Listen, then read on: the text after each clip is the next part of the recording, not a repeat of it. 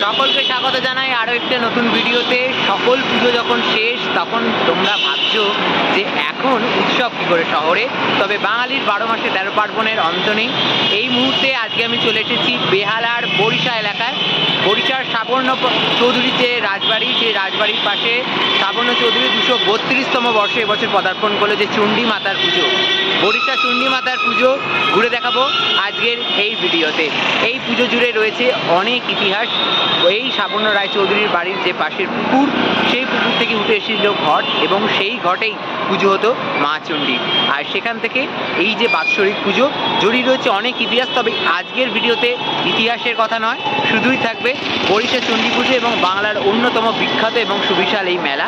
সব কিছু ঘুরে দেখাবো আজকের এই ভিডিওতে, তাই পুরোটা দেখতে হবে এবং দেখে নাও, মায়ের এবছরের রূপ দর্শন করে নাও।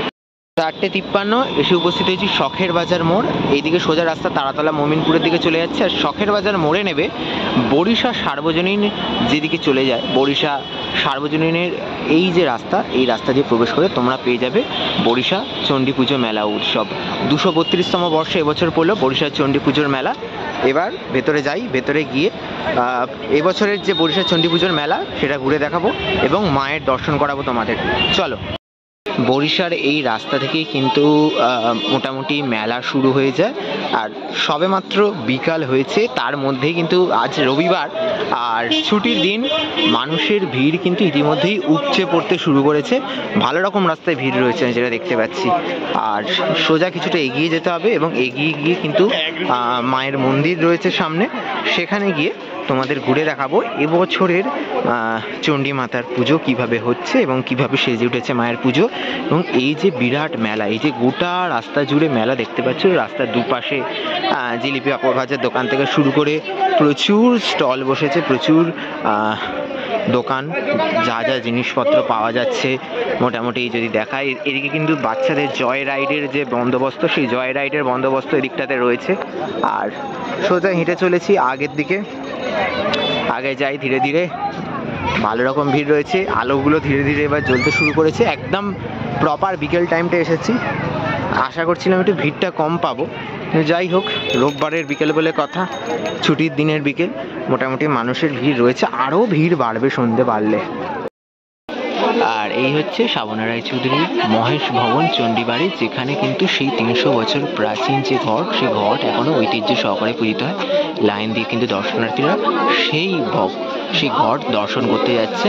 আর সেই যে পুকুর থেকে ঘরটা উঠে এসেছিল, সেই পুকুরটা দেখে, পুকুরটা ঠিক একদম এই পাশেই রয়েছে, ঘেরা রয়েছে। এই পুকুর থেকেই কিন্তু ঘট উঠে এসেছিল এবং মা চণ্ডীর সেই ঘট স্বপ্নাদেশে সাবর্ণ রায়চৌধুরীর এই গৃহে কিন্তু এখনো সাড়ম্বরে পুজো হচ্ছে। মায়ের যে ঘট দর্শনের ভিড় দেখতে পাচ্ছ, লাইন কিন্তু একদম বিশাল দূর পর্যন্ত চলে গেছে, অনেক দূর পর্যন্ত লাইন গেছে। আজকেই কি বিশাল ভিড়, তার মানে বুঝতে পারছো।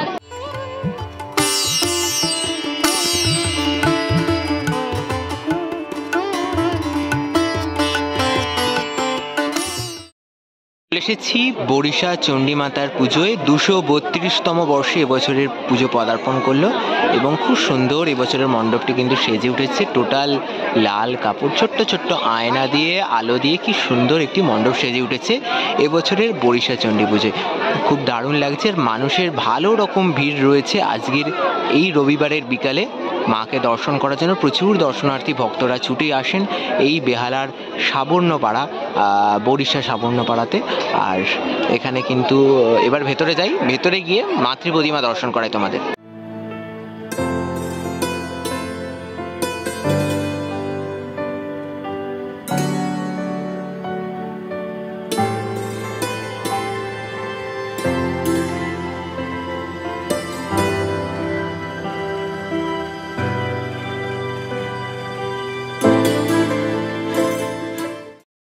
চলে এসেছি একদম মায়ের যে এবছরের মণ্ডপ তার ভেতরে। খুব সুন্দর লাগছে মণ্ডপটা ভেতর থেকে, এবং সামনেই রয়েছে মায়ের যে মন্দির, যে মন্দিরে মায়ের প্রতিমা পূজা এবং মায়ের যে 300 বছরের প্রাচীন ঘট, সেই ঘট তো দেখালাম শ্রাবণ রায়চৌধুরীর গৃহে একদম ভক্তি সহকারে পুজো হয়ে থাকে।